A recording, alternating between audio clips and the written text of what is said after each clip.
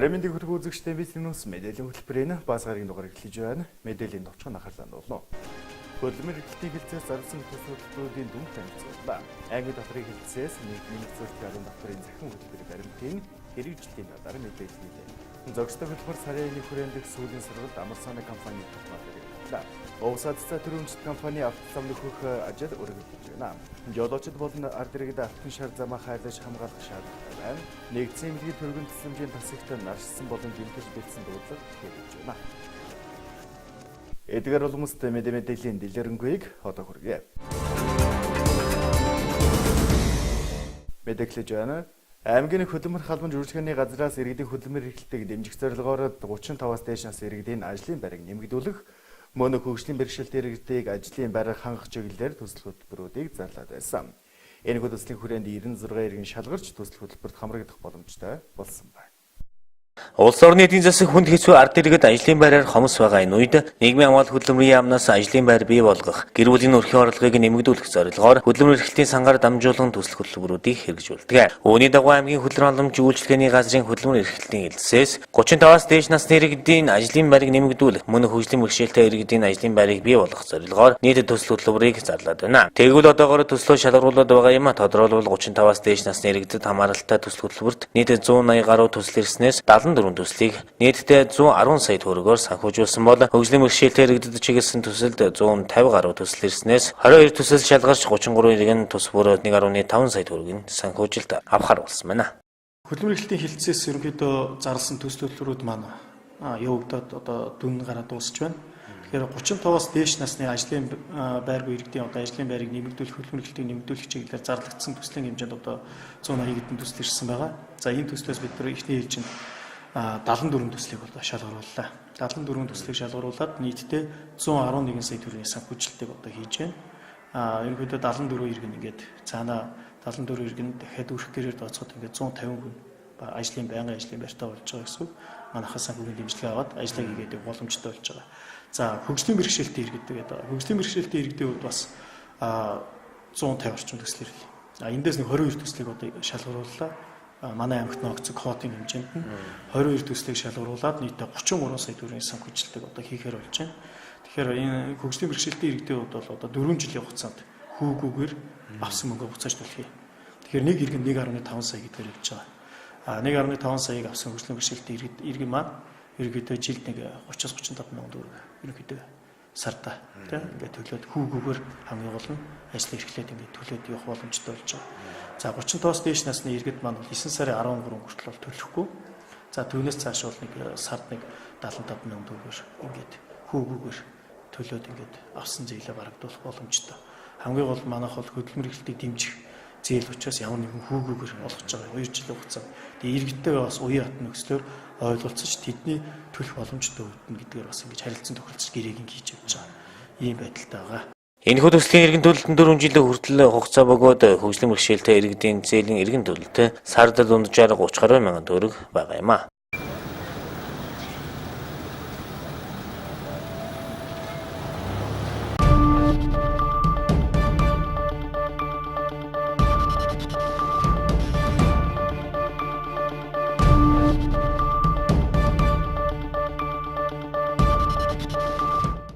Дараагийн мэдээ. Нэмэгдсэн үртгийн албан татврын тухай хууль хэрэгжиж эхлээд жил 6 сар гаруй болж байгаа хэдий ч хөдөө орон нутагт энэхүү хуулийн хэрэгжилт хангалтгүй байсаар байна. Тодорхойлбол нэмэгдсэн үртгийн албан татврын захим төлбөрийн баримт хэвлэж өгч байгаа аж ахуйн нэг жалуун байгууллага хуур байгааг иргэд шүүмжилсээр байгаа юм. Тэгвэл хуулийн хэрэгжилтэнд хяналт хүрэгтэй аймгийн татврын хэлтсээс сарын 1 зарлаж захим төлбөрийн баримт хэвлүүлэх тал дээр тодорхой ажлуудыг хийсэн талаар тодорхой мэдээллийг өглөө. Урд нь 13 мессеж илгээгээд баримтаа шивж исэн хүмүүс бол яг тэрнгээрээ баримтаа шивж болж байгаа. Бүр анханасаа шинээр эхэлж байгаа хүмүүс бол ямар байгаа гэхээр мэйл хаяг нээлгээд тэрэн дээр одоо цааш нь үргэлжлүүлээд явах тийм боломж гарч ирж байгаа. Тэгэхээр ийм хүмүүс одоо шинээр бүр баримт үүсгэх, шинээр баримтаа шивэх гэж байгаа хүмүүс бол манай татрын хэлтсийн нэг цэг дээр ирж үйлчлэгээ авч мэйл хаягаа нийлгүүлнэ, яаж баримтаа шивэх талаар заавар зөвлөгөөг авч болно. За өөр манай ард иргэдийн дунд бас нэг анхааруулах зүйл нь юу маань юу байна вэ гэхээр одоо баримт аваад баримт авж байгаа болгоом тийм ээ худалдан авалт хийж байгаа газар бол газараас авж байгаа баримтанд нөөтийн урамшууллын мөнгө орж ирэх юм шиг ойлгоод байгаа. Тэр нь ямар учиртай вэ гэхээр нөөц суудхан төлөгч биш газараас авж байгаа баримт бол баримтанд ямар нөхцөл байгаа гэхээр тэрэнд бол суглаанд л оролцох эрх байгаа. Нөөц суудхан төлөгч аж ахуй нэгжүүдээс худалдан авалт хийж байгаа бол тэрэнд нөгөө урамшууллынх нь мөнгө орж ирж байгаа гэдгийг анхаарах хэрэгтэй гэдгийг бас хэлж байна. Тэрнээс гадна манайхан бол нөгөө аймгийн хэмжээнд үйл ажиллагаа явуулж байгаа нөөц одоо төлөгч газрууд дэхаж жагсаалтыг гаргацсан байгаа.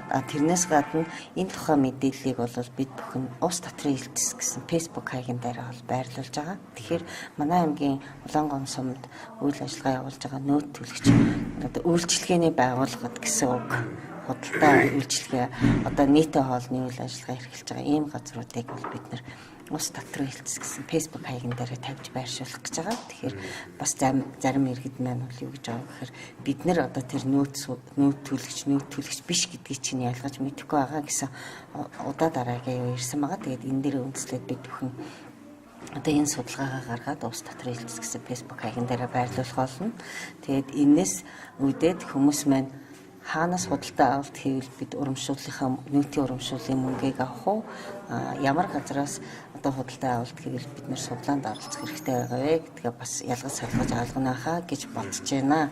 Тэгээд ард иргэдтэй анхааруулахад одоо бид манай тэр ажиллаж байгаа группууд маань үе үехэн өөрсдөн дээр хойртойгоо аж ахуй нэгжүүдээр явж дахин одоо шалгаад байгаа. Тэгэхээр та нар баримтаа өгж гинүү гэхээр баримтаа хийлж байна.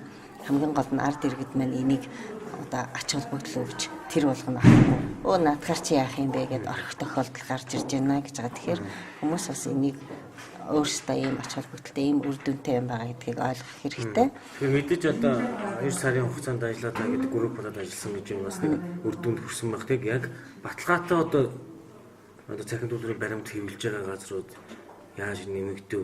Тэг одоогийн байдлаар Улаангом сумд ярахад гişнээ байгуулгаж байна. За бид нийтдээ бол нэг 200 одоо 5 групп 50 гэхээр нэг 250-аад аж ахуйн нэгжийн судалгаа гаргасан гэсэн үг байхгүй. Заавал одоо зайлшгүй томд төхөөрөмж тавьсан байх хэрэгтэй гэсэн.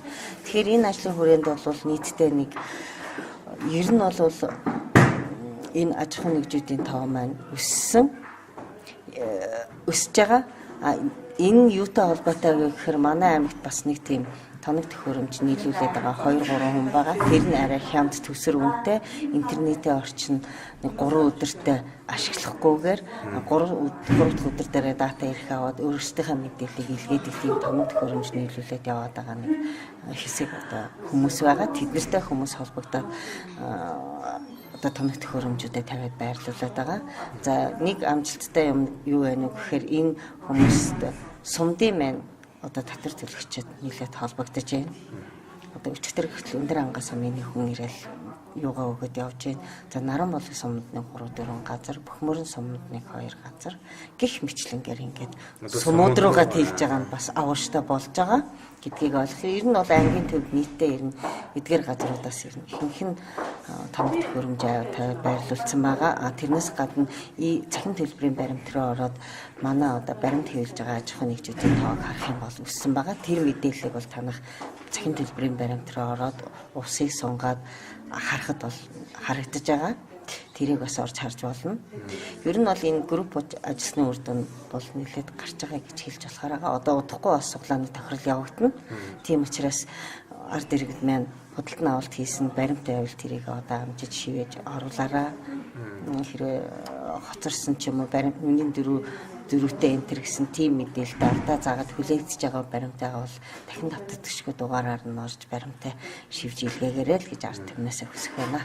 За хариуцлагын тал дээр юу байгаа гэхээр урд нь бид нар бол шаардлага өгөөл зөвлөгөөгөө өгөө явдаг. Эсвэл одоо бол иргэнийг бол бид нар хуулийнхаа дагуу 240 мянган төгрөгөөр торгуул шийтгэр үүсвэж байгаа. Аж ахуйн нэгжүүдэд бол татрын ерөнхий хуулийнхаа дагуу одоо цалин хөлсний доод хэмжээ 2-3 дахин улаад торгуур шийдвэрийн хуудас бичиж байгаа. Тэгээд бас нэлээд хэд аж ахуйн нэгж иргэд бол энэ ажлын хүрээнд бол торгуур шийдвэрийн хуудасаар торгуулж одоо хариуцлага хүлээсэн байгаа. Тэгээ энэний үр дүн бас ингэж групп болж ажилласны үр дүн бас нэлээдгүй гарч байна гэдгийг бас хэлэх байна.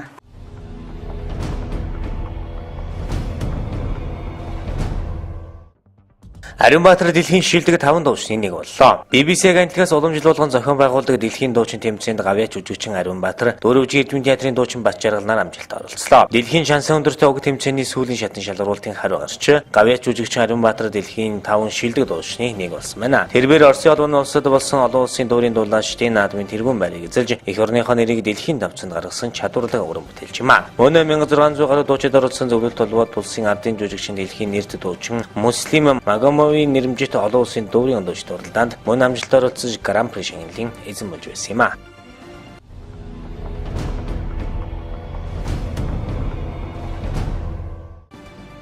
Марзан шармын бүтээлүүд олон улсын өндөр зэрэглэлийн үзэсгэлэнтэд дэлгэтлээ. 60 гаруй жилийн түүхтэй дэлхийн дүрслэхүүрлийн цөм гэдэг 100 өдрийн музей документагийн 14 дахь удаагийн олон улсын үзэсгэлэн Афинаас суралцах нэртэйгээр Грекийн Афинд 4-р сарын 8-нд, Германы Касселд энэ сарын 10-нд нээлттэй хийлээ. 5 жил тутамд нэг удаа зохион байгуулагддаг энэхүү өндөр зэрэглэлийн үзэсгэлэнд Монгол уран бүтээлчид анх удаага оролцож байна. Ерөнхий куратор Адам Чимчикийн урилгаар олон улсын 160 гаруй уран бүтээлчид тус үзэсгэлэнд оролцож Афин хотод 47 Касселд 30 гаруй байгууламж дотор бүтээлүүд нь дэлгэгдэжээ. Монгол улсаас оролцож буй уран бүтээлч Цэрэнбэлийн ариун төгсийн 2013 онд бүтээсэн нэр хүл мэдэх орон зай видео ажил нь Афины Contemporary урлагийн музейд, мөн 2013 оны үйлдэл бүтээл нь Кассел хотын байгалийн музейд, уран бүтээлч Болдын намынгийн 2017 онд тойрвсон Монголын нэг өдөр Саарл ордон бүтээлүүдийн хамт байршиж байна.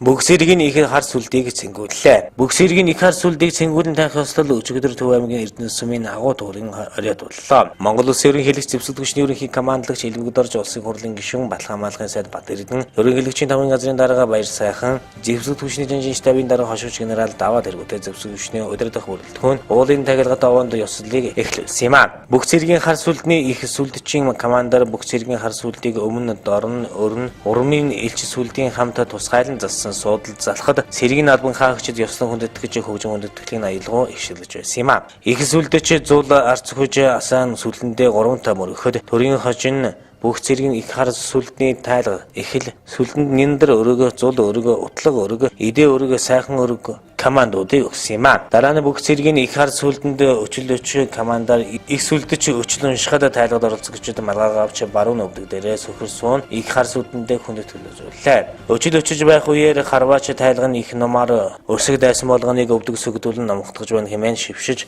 3 сум тавьдаг байна. Өчлөг дуусахад Монгол Улсын ерөнхийлөгч түвшний ерөнхий командлагч Илвэгдорж бүх их хар сүлдэнд шүүс өргөж мөргөлөө. Батлан хамгаалахын сайд зэвсэг түвшний жанжин штабын дарганаар дараа нь их хар сүлдэнд шүүс цацал өргөсөн юм. Төрийн онжны командаар зэвсэг түвшний жанжин штабын дарга хошууч генерал Даваа цэргийн тангараг уншиж оролцогчид давтсан хэлсэн байна.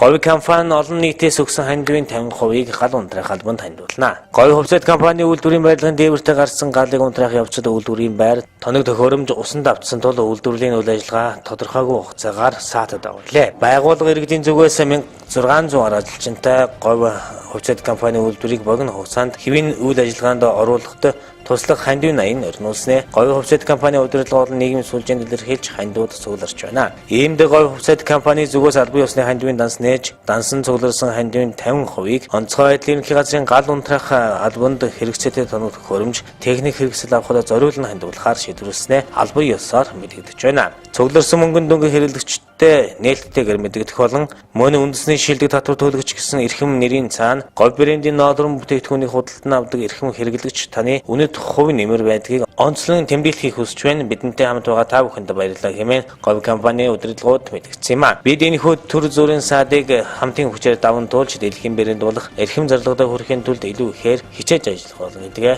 тэгтлээ.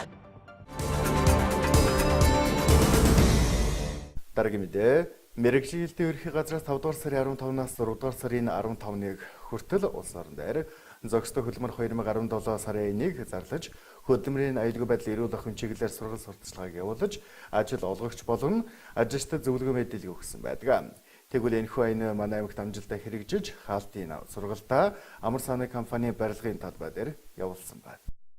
Хяналт шалгалтын үйл ажиллагааг олон нийтэд таниулан сурталчлага төрийн үйлчлэгээ иргэдэд улам бүр ойртуулах зорилгоор мэргэжлийн хяналт ерөнхий газрын хөдөлмөр нийгмийн хамгаалалт тусгай хяналтын газраас зохистой хөдөлмөр 2017 сарын аяныг орон даяар зарлан хэрэгжүүлсэн. Тус аяны хүрээнд хөдөлмөр нийгмийн хамгааллын хууль тогтоомж холбогдох стандартын хэрэгжилтийг хангуулах, эрүүл аюулгүй ажлын байрыг бий болгох, хөдөлмөрийн аюулгүй байдал, эрүүл ахуйн үр нөлөө бүхий удирдлагын тогтолцоог төлөвшүүлэх, эрсдлийн менежментийг нэвтрүүлэх, мэргэжил арга зүйн дэмжлэг үзүүлэх, үйлдвэрлэлийн осол мэргэжлээс шалтгаалсан өвчлөөс урьдчилан сэргийлэх зэрэг олон ажил зохион байгууллаа. Мөнө төрөх хувийн хэвшлийн түншлэл хамтын ажиллагааг өргөжүүлэн хяналт шалгалтын хүртээмж, үр дүнгээ сайжруулан зөвлөг туслах үйлчлэгийг нэвтрүүлэн ажиллахаар зорж байна. Хөдөлмөрийн харилцаа хаана явагдаж байна тэнд хүний хөдөлмөрийн аюулгүй байдал, эрүүл ажлын байр, нийгмийн хамгаалал, зэрэгцэн оршиж байдаг хоорондоо харилцан уялдаатай цогц асуудал билээ. Ажлын цаг, цалин хөлс, хөдөлмөрийн аюулгүй байдал, эрүүл ахуй болон нийгмийн сайн сайхан байдлыг хангах хууль бус хөдөлмөр эрхлэлт, ядуурлан гадуурхлын асуудлууд, хүүхдийн төвчшгүй хөдөлмөр, нийгмийн хилцэн зэрэгээс гадна албадан хөдөлмөр хийлгэх зэрэг өргөн хүрээний асуудлууд хөндөгддөг юм а.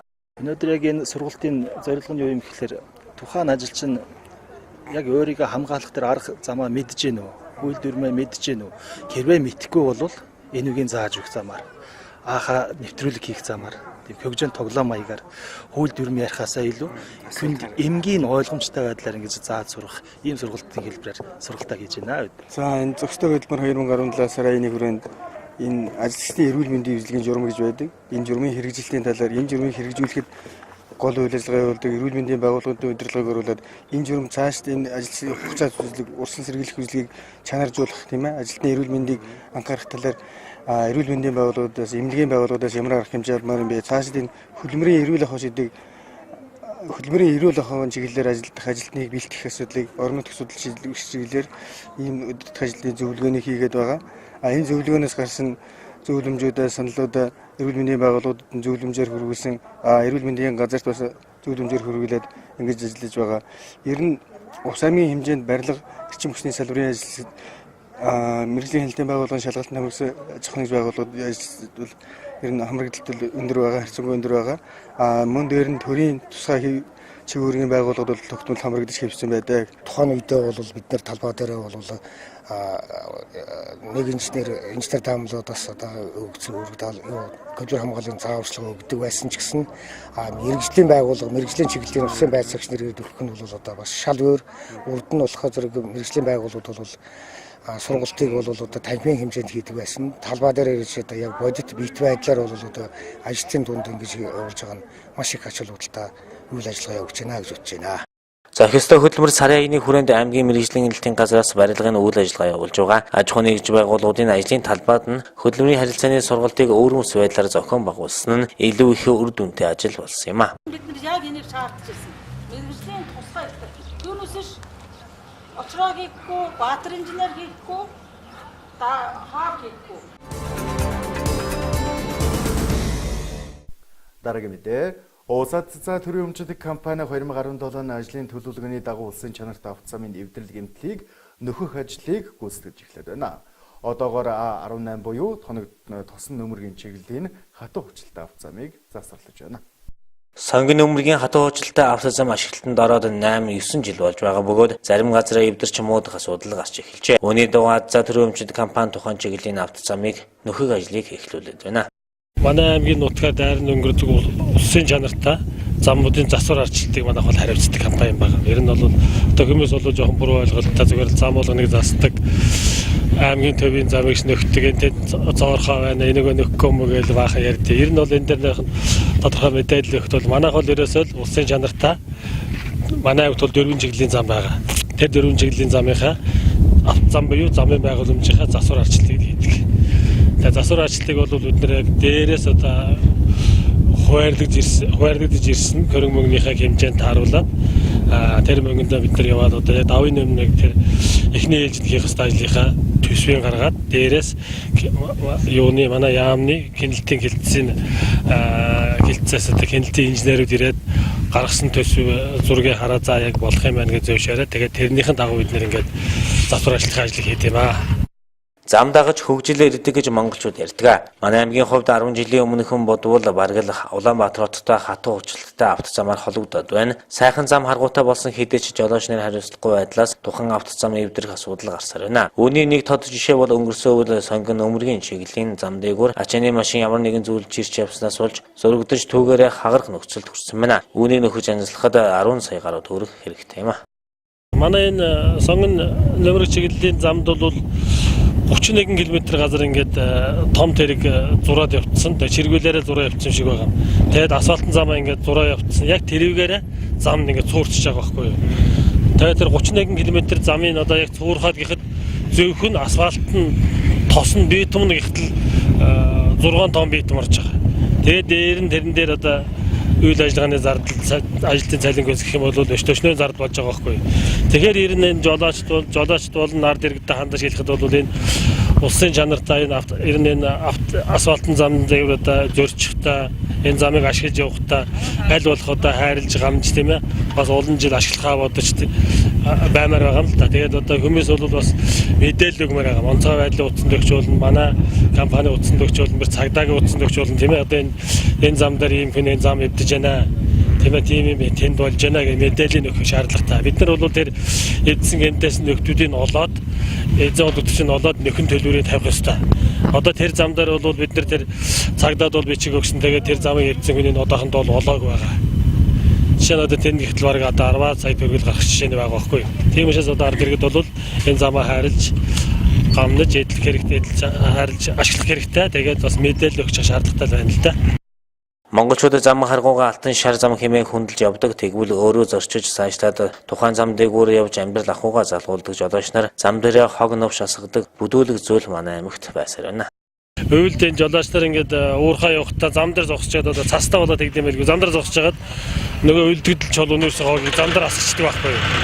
Тэгээд тэрийг бид нар хавран дахиад бид нар бас зардал гаргаж цэвэрлэдэг. Угаасаа манайх бол улсын чанартай замуудаа бүгдээ явж замын байгууламж болон зам болон замын байгууламж тэгээ замаасаа 50 м байгаа бүх хоогоо цэвэрлэдэг. Бас л мөн одоо бид нар зардал гаргаж цэвэрлэдэг юм байна. Тэмдэг бол тэр алга болох үзэгдэл бол одоо байнгын байгаа. Ялангуяа одоо энэ юуны манай энэ А18 чиглэлийн сонгон нөмрөг наран чиглэлийн А18 кодтой зам дээр бол их үзэгч байгаа. Энэ жил гэхэд бид нар 220 тэмдэг нөхөж тавихаар байгаа. 220 тэмдэг. Тэгэд энэ тэмдгийг 220 тэмдгийг бол дан тэмдэг нь алга болсон байгаа, мөн иштэйгээ алга болсон байгаа. Шууд хуглаа явждаг, тэмдгийг аваа явждаг. Тэгэд энэ тэмдгийг юу хийдэг гэхлээр хөдөөний хүмүүс буузнаж игнор хийдэг л гэж ярихын зарим нь одоо машины хагарсан шал хаддаг л гэх юм. Ингээд ийм байдлаар зарим нь цасны хөрөц хийдэг ч гэнэ хөнгөн цагаан юм болохоор л ашиглалт юм шиг байна. Тийм тохиолдол маш их байгаа. Тэгээд одоо энийг бол манай замын цагдаагийнхан бас бүх сумуудынхаа цагдаа бүх багийн дараа нар анхааруулад хэлсэн байгаа. Ийм асуудлыг одоо мэдээлээрээ ийм юм хийж болохгүй шүү. Ард дээр багийнхаа иргэдтэй бас ярьж танилцуулаарай гэж саяны сургалт нар хэлээ явуулсан байгаа л да. Бас хариуцлага хүлээх ёстой. Улсын эд хөрөнгийг эвдэж сүйтгэж байгаа асуулт. Тийм, энэ бол улсын эд хөрөнгө сүйтгэж байгаа. Хариуцлага хүлээхээс нь одоо бид нар бол яг зүгээр орон нутгийн хүмүүс бол замаа мэддэг учраас яг одоо энд ийм хотгор, энд ийм гүдгэр, энд ийм тойроо байдаг гэгээд бараг цагаараас тэмдэггүй ч гэсэн яваад болж байгаа. Одоо хот хороогоос ирж байгаа мó аял зүүлч юм уу ийм хүмүүс бол тэмдэггүй газраас сууж одоо тэмдэг байхгүйгээс болоод ослооваар гарах ийм асуудал бол дөндөө болдог. Чандманы пост зам ашигласны төлбөр гэж жолоочдоос 1000 төгрөг авдаг. Энэхүү мөнгө улсын замын санд төвлөрөөд эргээд хуваарлагддаг байна. Эргээд жолооч нар энэ мөнгө аззаа компани төвлөрдөг гэж андуурдаг тухай тус компани зүгээс тайлбар хийлээ.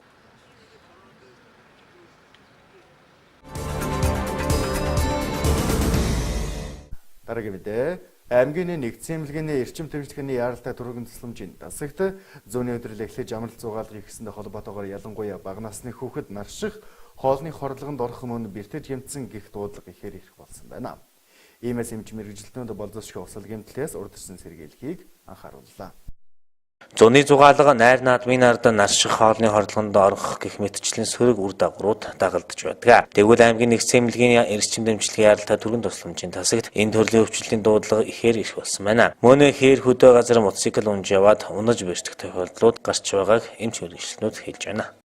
Ойрын үед дулаан болсонтой холбоотой наршилт гэдэг юм бас жоохон их ирж байна. Бас хоолны хордлого одоо найр наадам эхэлсэн, амралт зугаалга одоо эхэлсэн учраас дулааны улиралд хоол ундаа хүмүүс жоохон одоо болгоомжгүй авч явснаас болж хоол унзан бохирснаас болж хоолны хордлого тэрний яванд одоо гидс ходоодны хямрал одоо хөвчлэн зонхилж ирж байна.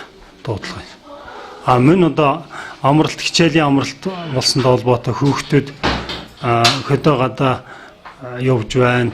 Тэрнээсээ болоод молноос унж байна, мотоцикл их мэт зүйлээс унж одоо бэртэх. Мөн одоо хад чулуунд зугаалж яваад хад чулуунаас унж гимтэх бэртэх гэсэн ийм дуудлагууд ерөнхийдөө гар хөлөө гимтээсэн дуудлага бас жоохон зүйлийг зонхилж байна. Үүнтэй холбоотойгоор иргэд хоол хүнсэнтэй жоохон анхаармаар байна. Дулааны улирал болтсон учраас хоол хүнс чинь одоо маш амархан одоо хөргөчнөөс гараад бол одоо нэг цаг 2 цагийн дараа нин үржиж одоо бохирдох аюултай учраас хоолундаа маш цэвэрхэн байлгамаар байна. Мөн одоо тэр хүүхдүүдэд бас мормол мотоцикл унуулахдаа одоо бас сэрэмжтэй байлгамаар байна. Тэрнээс одоо хамгаалтгүй хяналтгүй мормол мотоцикл унснаас болж унж бэртэх ийм тохиолдол гарч байна. Сүүлийн өдрүүдэд огцом халж байгаатай холбогдуулан аял зугаалгаар явахдаа наршихаас удирчлан сэргийлэхийг анхаарууллаа. Хэзээ реклам сурталчилгааны дараа MBC-ийн мэдээллийн хөтөлбөр өгчлийг хүлээн авч үзсэн үү?